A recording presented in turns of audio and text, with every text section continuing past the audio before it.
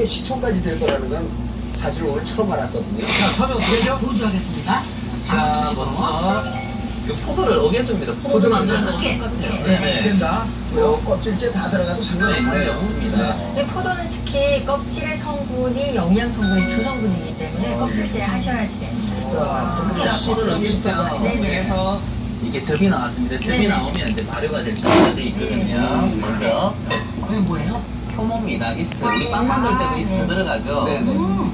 이러면 부풀러 오르잖아요. 그러니까 얘가 어떤 역할을 하냐면 그 포도가 가지고 있는 포도당을 이렇게 발효를 시키는 거예요. 발효시키면서 알코올이 생성이 되는 거죠. 알코올이 생성이 되면서 이산화탄소도 나오고 그래서 이제 부글부글 끓는 그런 현상도 나타날 수 옛날에 있고 우리 이제 술빵 만들어 먹었던 기억이 맞습니다. 나. 그럼 이거 얼마큼을 넣어요, 선생님? 안 넣어도 이 포도에는 그 야생 효모균이 붙어 있습니다. 붙어 네. 있지만 우리는 발효를 좀 더 잘하기 위해서 그 효모를 조금 넣어주는데 포도 그거 안 넣어도 될거 왜 갖고 나오셨어요? 좀더 발효가 잘 되게 하기 위해서 양은 그 포도 양의 한 1000분의 1만 넣어도 됩니다. 0.1%. 아니 근데 저런 거는 아무데나 가서 살 수 있어요.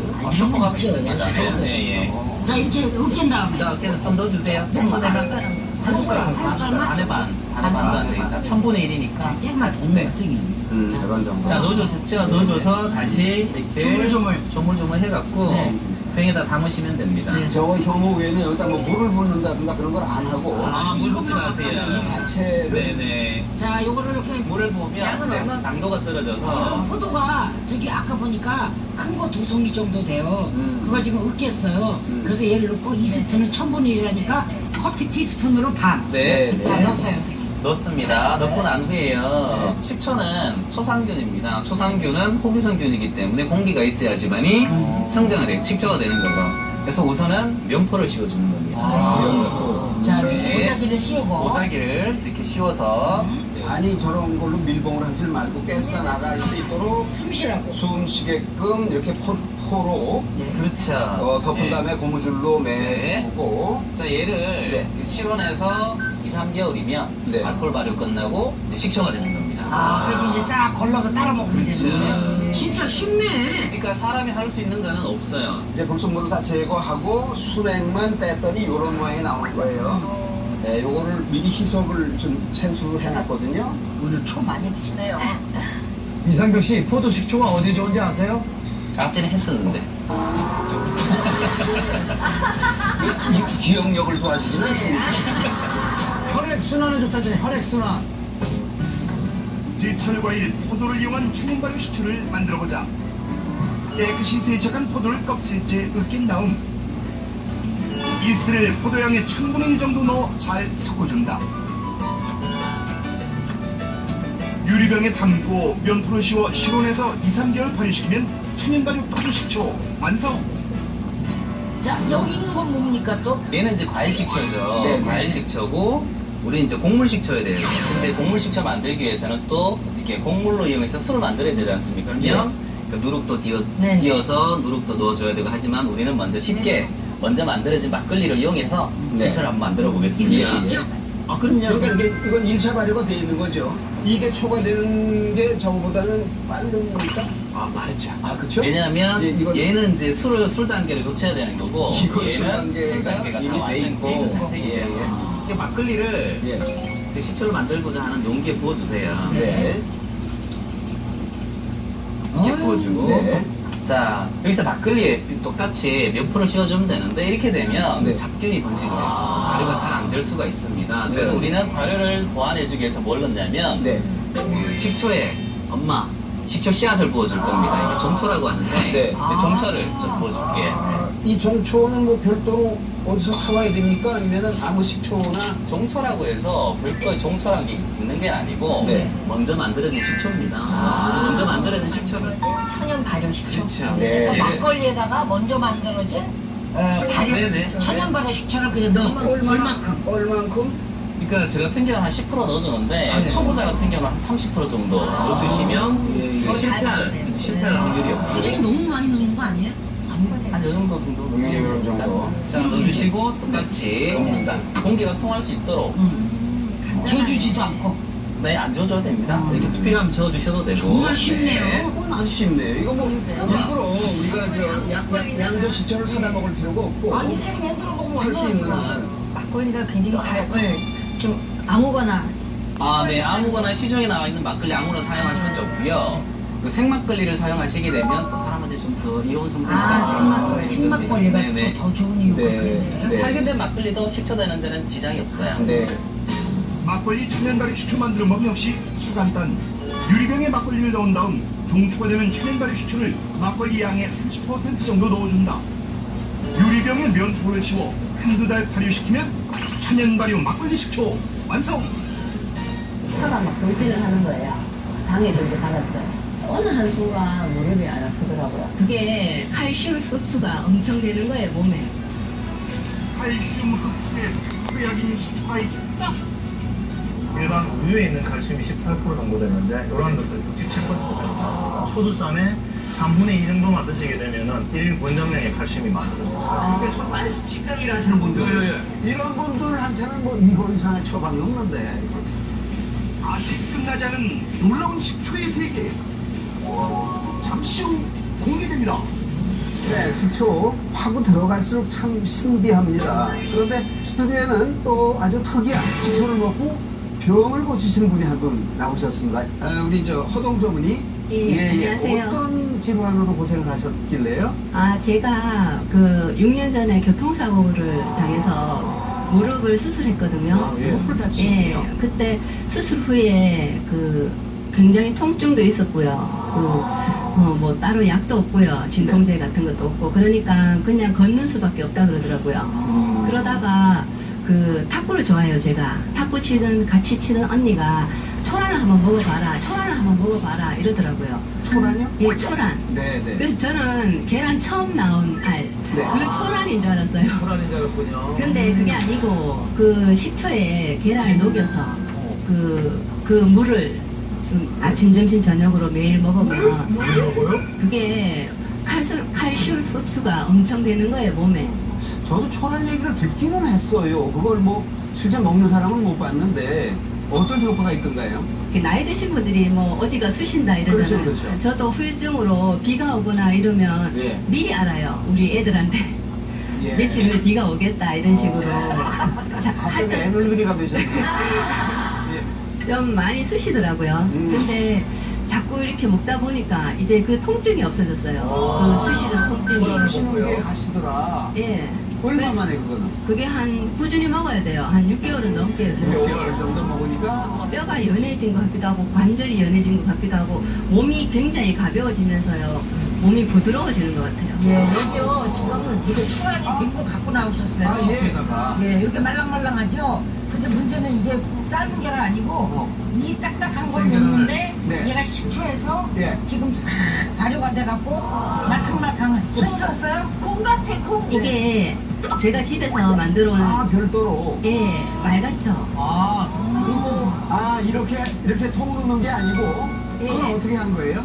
이거는 제가 껍질만 씻어서 말려서 껍질만 식초, 현미식초 꼭 현미식초로 쓰라 그러더라고요. 국물이 그 껍질하고 섞이면 칼슘 흡수가 더 많이 된대요. 아니 그러니까 껍질만 식초에 담궜는데 저렇게 물이 돼요. 예, 한 10일에서 15일이면 다 녹아요. 이 껍데기가 된다 누가 달린 거예요? 정말 구름이면 계란 껍데기가 식초에 녹을까? 제작진이 직접 초란이 되는 과정을 관찰해 보기로 했다. 시간이 지날수록 계란 껍데기에 기포가 생기면서 서서히 녹아내리는 모습을 확인할 수 있었는데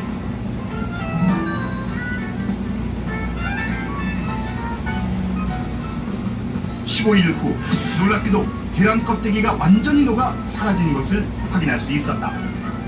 계란의 껍질 성분은 탄산칼슘이라는 성분입니다. 이 성분이 식초에 들어가게 되면 서로 중화작용을 하게 되어 있습니다. 식초의 산과 알칼리가 녹아서 네. 이렇게 녹아서 나온 이런 그 이온화된 칼슘이라고 얘기를 하는데 이러한 것들은 소화 흡수율이 굉장히 높습니다. 일반 우유에 있는 칼슘이 18% 정도 되는데 이러한 것들은 67%까지 나옵니다. 지금 허동주 소부님께서는 거기에다가 굉장히 지혜를 담으신 것 같아요. 실제로 초란이 가지고 있는 가장 큰 효과는 칼슘이 녹아서 흡수가 잘 되는 쪽으로 바뀌어 있는 것인데 우리가 과거에 옛날에 못 먹고 살 때는 계란 알갱이가 아까우니까 먹었는데 지금은 사실은 변성이 되었기 때문에 드시지 않는 것이 좋을 것 같고 계란 껍질만 넣어가지고 이 비율만 잘 맞추면 가장 이상적인 초란을 만들 수가 있습니다. 그래서 요걸 소주잔에 3분의 2 정도만 드시게 되면은 1일 권장량의 칼슘이 만들어집니다. 아, 그러니까 지금 말씀하시는 야, 이게 터지는군요, 이게 지금. 터지지 않다죠. 이 계란 껍질에 있는 칼슘 성분이 녹아나고 나니까 안에 이제 막 성분만 남게 되는데 마치 그 막만 남았을 때. 사실은 그런 모든 껍질들이 다 녹아서. 칼슘의 보고인데 이걸 어떻게 먹을 방법이 없었는데 저런 방법이 있었네요. 굉장히 과학적입니다. 근데 칼슘이 원래 우리가 인체 흡수가 잘 안 돼. 보통에 우리가 칼슘제를 드시게 되면 불용성이라서 이 위장에서부터 굉장히 거부 반응이 일어납니다. 예. 소화액을 분비해도 그리고 위장상의 변비 이런 것도 일어나게 되는데 네. 그런 것들은 녹은 상태에서 잘 흡수되도록 만들어져서 굉장히 과학적입니다. 그러면 뭐 노인분들이라든가 특히 여성분들 뭐 칼슘이 부족해서 뭐 골다공증 이런 데는 뭐 조금 굉장히 효과가 있겠는데. 네, 특히 칼슘은 우리나라 다른 어떤 영양소보다 제대로 안 먹고 있는 영양소예요. 그래서 다른 것들은 조사를 해보면 100% 이상 권장량을 먹고 있는데 네네. 칼슘은 실제로 76.3%밖에 안 먹고 있어요. 이 정도 먹으면 우리나라 사람 또 요요새 못 먹는 경우도 많기 때문에 네네. 골다공증 걸릴 확률이 굉장히 높죠. 근데 이런 식으로 칼슘을 이용해서 드신다면 특히 이제 칼슘 요구량이 많아지는 골다공증 염려가 되시는 어르신들은 네. 굉장히 도움이 될 수가 있어요. 굉장히 저 배은정 씨나 김민정 씨나 뭐 꼭 필요해요. 내일부터 우리 초란이다. 지금 이거 들으면서 저는 아까 이걸 갖다 놨는데 네. 요 안에 계란이 들었잖아요. 이걸 먹으려면 전 죽어도 못 먹겠어요. 근데 이렇게 껍질을 해서 이렇게 먹으면 매일매일 죽을 때까지 먹을 수 있을 것 같아요. 보면 보통 나이 드시면 칼슘제를 다 드시고 있는데 문제는 잠깐 착각하시는 게 칼슘제 필요량을 먹으면 몸에 다 들어온다고 생각하세요. 예. 실제 영양제로 드실 때는 5%에서 20% 정도밖에 흡수가 안 돼요. 또 하나 칼슘제의 문제는 잘못해서 칼슘제를 오래오래 드시게 되면은 심장질환이나 독립병화를 일으킬 수 있어요. 특히 이게 콜레스테롤을 만들기 때문에 그런 문제가 생기니까 자연식품으로 이렇게 섭취하는 방법이 굉장히 분명하다고 아, 하시죠. 근데 저는 이게 알았으면 우리 어머니 되는 아니 그러니까 아니 뼈와 식초 옛날에 우리 동네가 서커스단이 자주 왔었어요. 뼈가 노골노골해져. 근데 그 서커스 단원들이 식초를 먹는다. 그래서 뭐 이게 거의 뭐 이렇게 90도 이상 꺾어지기도 하고 오히려 근데 그거는 잘못 이해하시면 안 되는 게 보통 식초를 먹으면 뼈가 뭐 사가서 부드러워진다는 예, 얘기를 예. 하시잖아요. 그렇지 않습니다. 본래는 뼈를 튼튼하게 해주는 칼슘 성분은 더 많고요. 네. 단지 유연해지는 부분이 있는데 그거는 뼈의 문제가 아니고 근육의 문제죠. 그러니까 식초의 토산 성분이 근육을 유연하게 만들어주고 젖살을 제거해주기 때문에 근육 운동이 굉장히 잘 되더라고요. 그 무릎서부터 비만 오면 막 쑤시고 뭐 이런 것들이 저걸 꾸준히 복용을 했더니 다 이게 없어졌다. 그것보다 제가 먹고 너무 좋아져서 시어머니를 갖다 드렸거든요. 네. 손가락 관절이 있으셨어요. 네. 그러니까 손가락이 스치면 아플 정도로 그래요? 굉장히 아팠어요. 그래서 병원에서는 약은 없고 그냥 그 촛물 있죠. 따뜻한 초에다가 이렇게 손을 담그는 수밖에 없다 이러더라고요. 뭐 그랬는데 제가 해드리니까 한 6개월도 안 되셨을 거예요. 그거 진짜 좋더라 이러면서 아니 너 떨어져가며 저한테 전화 오는 거예요. 이게 나이에 상관없이 이제 손 많이 시간 일하시는 분들 네, 어머니 고생 많이 한테는 뭐 2번 이상의 처방이 음식 먹어요. 자 다시 한 번만 정리를 해주시기 바랍니다. 저걸 기성식초에다가 현미식초에다가 껍질을 넣어서. 계란 껍질을 얼마큼을 유정란을 샀어요. 네. 유정란 속은 그냥 반찬에 먹고 네. 그다음 껍질을 깨끗이 씻어서 말려서 예. 우리가 유리병에 그 껍질을 10개를 당 10개. 넣고 그다음 1.8리터 식초를 넣고 한 열흘 정도 놔두면요 껍질이 싹 녹고 막만 있어요. 예. 자, 호동주족의 초란 만드는 법을 배워보자. 먼저 유정란 껍데기를 씻어서 말립니다. 건조된 껍데기를 유리병에 넣고 계란 한 개당 200ml의 비율로 식초를 넣는다. 열흘 정도 지나면 껍데기는 녹고 막만 남게 되는데 남은 막과 찌꺼기를 걸러주기만 하면 칼슘 흡수의 기회인 초란이 완성된다. 칼슘의 왕하면 우유잖아요.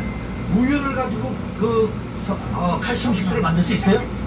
우리가 이제 우유에다가 식초를 넣게 되면 이렇게 머리가 지게 됩니다. 있습니다. 이렇게 만들어진 원리가 치즈를 만드는 원리인데 이렇게 하면 흡수가 좋아지고 또 그 속에 있는 칼슘도 일반 그냥 먹는 것보다 흡수율이 굉장히 높아질 거거든요. 어떻게 만드는지 좀 설명 좀 해주세요. 뭐 아주 간단합니다. 우유에다가 뭐 조금 넣어서 이렇게 약간 공부가 될 정도로 하게 되면 그건 분명히 발효에 의한 요구르트는 아니지만 드시기가 아주 맛있고 거기다 다른 여러 가지 뭐 마실 같은 거 좀 넣어서 드시게 되면은 뭐 다이어트 효과도 굉장히 좋을 거로 생각합니다. 이러한 칼슘이 많은 것들은 멸치라든지 그리고 굴껍질 같은 것들도 있습니다.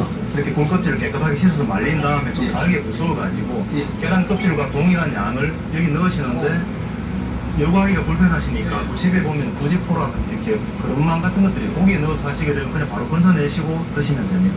뭐 해변가에 집 천이게 굴껍데 있는데 그게 저것처럼 녹아요? 예, 그렇습니다. 이 굴껍질이나 뭐 개 껍질. 개껍질은 다른 성분들이 좀 많아가지고 굴껍질이 칼슘 함량이 가장 높습니다.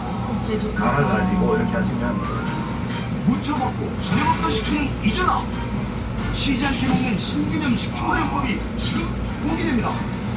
네, 식초가 몸에 좋다는 거는 뭐 이제 충분히 알았습니다.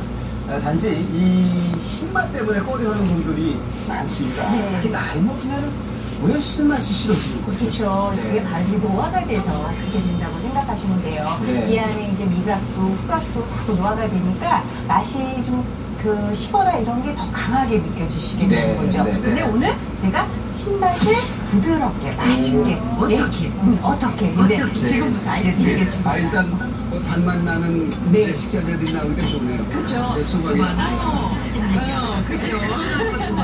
아주 이제 한주 수박철이잖아요. 그렇죠? 그러니까 식초수를 많이 드시라고 했잖아요. 식초수에 똑같이